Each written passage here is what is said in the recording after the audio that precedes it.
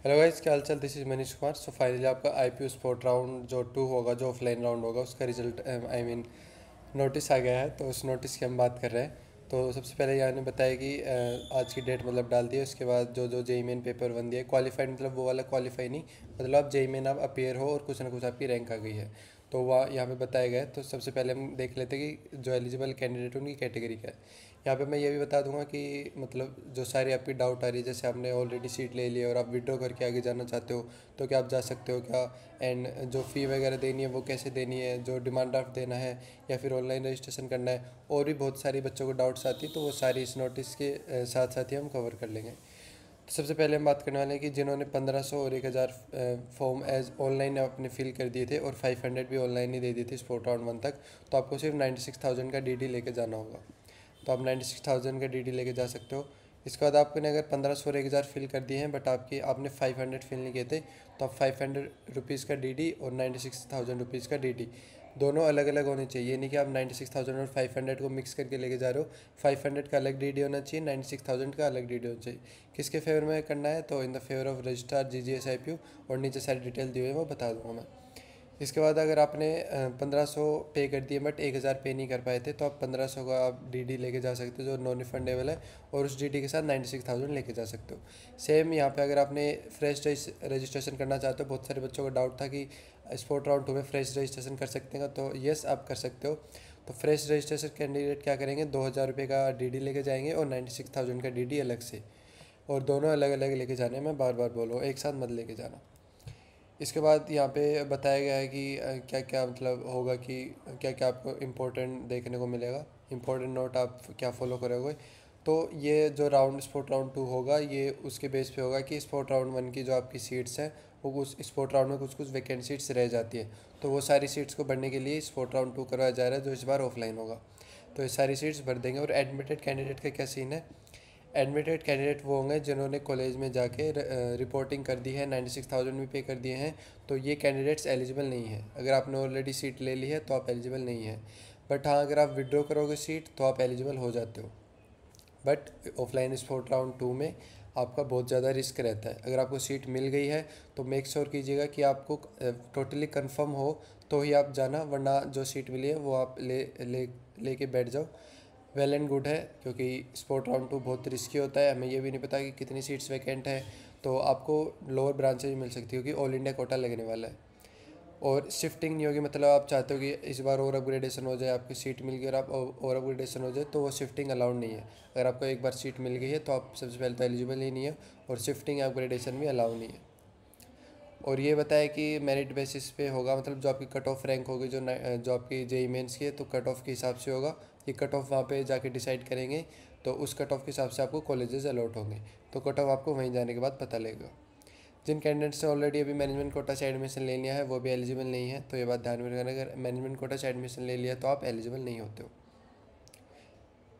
इसके बाद ये बताया कि कोई रैंक वायलेशन नहीं होगा, और सारी सब कुछ एक बिल्कुल जो एक होता है प्रोसेस, उसी के हिसाब से आपकी सीट्स दी जाएंगी। सब ऑल इंडिया बेसिस पे होगी। देखो यहाँ पे मैंने ऑलरेडी कह दिया था कि ऑल इंडिया बेसिस पे ही होंगी। जो आपका नेशनल लेवल टेस्ट है जेई मेंस, उसकी कट ऑफ के हिसाब से और ऑल इंडिया कट ऑफ के हिसाब से। तो कोई भी कैटेगरी नहीं लेगी, इनसाइड आउटसाइड दिल्ली नहीं लेगा। तो इसके बाद बात करते हैं एलिजिबिलिटी क्राइटेरिया। मैंने एक ऑलरेडी वीडियो बना दी थी। यही एलिजिबिलिटी क्राइटेरिया कि अगर कहीं सीट मिल गई है तो आप एलिजिबल नहीं हो, या फिर आप विड्रॉ कर लेते हो सीट से तो आप एलिजिबल हो जाते हो। बट विड्रॉ करने के बाद बहुत बड़ा रिस्क रहता है, तो वो आप अपने हिसाब से जाना, मैं इसमें कुछ कर नहीं सकता। ऑफलाइन मोड में होगा, ये मैंने ऑलरेडी कह दिया है। एडमिटेड कैंडिडेट्स क्या होता है वही बता दिया है। और एक मेन चीज़ ध्यान रखने वाली बात है कि यहाँ पे डेट और टाइम और आपकी कैटेगरी दे दी है। यानी 13/8 को डेट को, और जेई मेन CRL 1 लाख से 3 लाख तक आप 9 बजे को आपको रिपोर्ट करना है। 9 बजे से पहले आपको रिपोर्ट करना है। इसके बाद 13 तारीख को ही आपको CRL 3 लाख 1 से 6 लाख तक 12 बजे रिपोर्ट करना है, शाम को 12 बजे तक रिपोर्ट करना है। उसके बाद आपको जेई मेन 6 लाख से 7 लाख के बीच आपको 3 बजे रिपोर्ट करना है, शाम के 3 बजे तक। उसके बाद 14 तारीख को आपको 7 लाख से 10 लाख वाले, फिर 9 बजे तक, और फिर 10 लाख से 12 लाख वाले, फिर CRL 12 लाख से आगे वाले। मतलब ये आपको दे दिया, आपको समझ आ भी गया होगा कि कितनी रैंक पे कितने टाइम तक रिपोर्ट करना है, और ये रही डेट्स आपकी। इसके बाद आपको फ़ी किसको देनी है, मैंने ऑलरेडी बताया था कि 96,000 आपको डीडी देना है। In the favour of registrar Guru Govind Singh Indraprastha university, ये लिखना है और पे वेट है दिल्ली। और एक जो मेन चीज़ जो आपको फॉलो करनी है वो आपका जो डीडी है उसके पीछे आपको ये सारी चीज़ें मेंशन कर देनी है। Name, date of admission, phone address, mobile number, name of the program, C E T roll number on the back of the bank draft. मतलब डीडी के पीछे ये सारी चीज़ें आपको मेंशन कर देनी है। सीईटी आपका नहीं है, आपका एनएलटी है, national level test, JEE Mains, तो जेईई मेंस की रैंक, जेईई मेंस का रोल नंबर पीछे लिख देना है। और आपकी जो प्रोग्राम होगा वो बीटेक होगा, बीटेक कोड 131। आई थिंक पूरा समझ में आ गया है। और डिमांड ड्राफ्ट ले जाना मैंडेटरी है, बिना डिमांड ड्राफ्ट के वो एडमिशन नहीं देंगे। तो ये बात ध्यान में रखना, बहुत सारे बच्चे पूछते हैं कि अभी हमारा डिमांड ड्राफ्ट नहीं है, बनानी है, तो बनवा लीजिए। 13/8 और 14/8 अभी थोड़ा लेट है, तो तब तक डिमांड ड्राफ्ट बनवा लीजिए। और बिना विदाउट डिमांड ड्राफ्ट वो बेसिकली नहीं देते हैं सीट। इसके बाद यहाँ पे बताया गया कि जिन कैंडिडेट्स ने मतलब विड्रॉ कर लिया था, मान लो अभी तक आपने विड्रॉ कर लिया और अभी तक रिफंड नहीं आया है, तो वो आपकी एडजस्ट नहीं होंगे 96,000, क्योंकि आपने ऑलरेडी विड्रॉ कर लिया है। तो अगर आपने ऑलरेडी अभी विड्रॉ कर लिया है और विड्रॉ करके आप स्पोर्ट राउंड 2 में जाना चाहते हो, तो आपको 96,000 आपको साथ ही लेके आना होगा। विल नॉट बी एडजस्ट लिखा है स्पोर्ट राउंड 2, यानी वो आपकी रिफंड ही होगी, एडजस्ट नहीं होगी स्पोर्ट राउंड 2 में। स्पोर्ट राउंड 2 के लिए आपको अलग से लेके जाना पड़ेगा 96,000 का डिमांड ड्राफ्ट, और जो आपके जो पुराने वाले 96,000 है वो रिफंड आ जाएंगे। डॉक्यूमेंट्स रिक्वायर्ड आपको देख लो क्या क्या चाहिए। पासपोर्ट साइज फ़ोटोग्राफ चाहिए, रैंक कार्ड चाहिए, एडमिट कार्ड चाहिए, और सारे फॉर्म अपेंडिक्सेस में बता दूंगा कहाँ पे होंगे ये सारे फॉर्म। और ये सारी चीज़ आपको लेके जानी होंगी। और मेक श्योर करिएगा कि ध्यान से लेके जाओ। जो आपका कैरेक्टर सर्टिफिकेट है 6 मंथ से पुराना नहीं होना चाहिए। जो आउटसाइड डेली वाले वो माइग्रेशन सर्टिफिकेट, एसएलसी वगैरह भी लेके चले जाना, ताकि बाद में कोई दिक्कत ना हो। आई होप कि आपको सब कुछ समझ में आ गया होगा। और ये आप पढ़ लीजिएगा क्या लिख रखा है, मतलब जो मैंने इंपॉर्टेंट था वो तो मैंने बता ही दिया है। बाकी आपके अपेंडिसेस कहाँ मिलेंगे, आप क्रोम में जाके, बता देता हूँ मैं, क्रोम में जाके आपको एडमिशन ब्रोशर में सीज़न 2024-25 में जाके यूजी अपेंडिक्सेस है, इसमें आके आपको जो भी आपका अपेंडिक्स और पार्ट दिया है, पार्ट टाइप के सारे अपेंडिक्स यहाँ पे देखो अवेलेबल हैं, तो आप सारा कुछ कर सकते हो। तो आई होप आपकी सारी डाउट्स क्लियर हो चुकी होंगी। मैं एक बार फिर से रिपीट कर देता हूँ।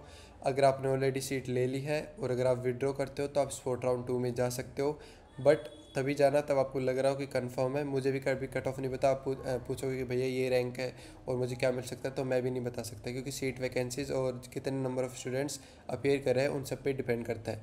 तो यहाँ पे मैं कुछ नहीं बता सकता हूँ, प्लीज़ ये डाउट्स मत पूछना। अगर आपको लग रहा है कि भाई हाँ भाई मेरे को इससे बेहतर सीट मिल सकती है तो ही जाना। और अगर बेसिकली मैं कट ऑफ की बात करूँ तो 2 या 2.5 लाख के आसपास रैंक है, तो आपको थोड़ी ठीक ठाक ईसी तक मिल जाएगी। उससे नीचे तो आपको लोअर कॉलेजेस, लोअर ब्रांच ही मिलेंगी। तो आई होप कि आपको सब कुछ समझ आ गया होगा। और अभी मान लो आप ऑनलाइन रजिस्ट्रेशन करने जा रहे हो तो ऑनलाइन रजिस्ट्रेशन बिल्कुल ही मत करना। चाहे अपने 500 नहीं दियो, चाहे अपने 1500 नहीं दियो, चाहे अपने 1000 नहीं दियो, कितने भी नहीं दियो, अभी आपको डीडी के रूप में ही देने हैं। अभी आपको ऑनलाइन अभी एक भी पैसा नहीं देना, डिमांड ड्राफ्ट ही देना है। और डिमांड ड्राफ्ट के पीछे क्या लिखना है 96,000 के पीछे, वो मैंने आपको बता ही दिया है। तो मिलता है आपको नेक्स्ट वीडियो में। Till then bye, take care. Cut off अगर मेरे को पता लगेगी तो मैं बता दूंगा, जैसे मैंने और चीज़ों की कट ऑफ बताई थी। तो मिलता है आपको नेक्स्ट वीडियो में। Till then bye, take care, keep learning, और गुड लक आप सबको।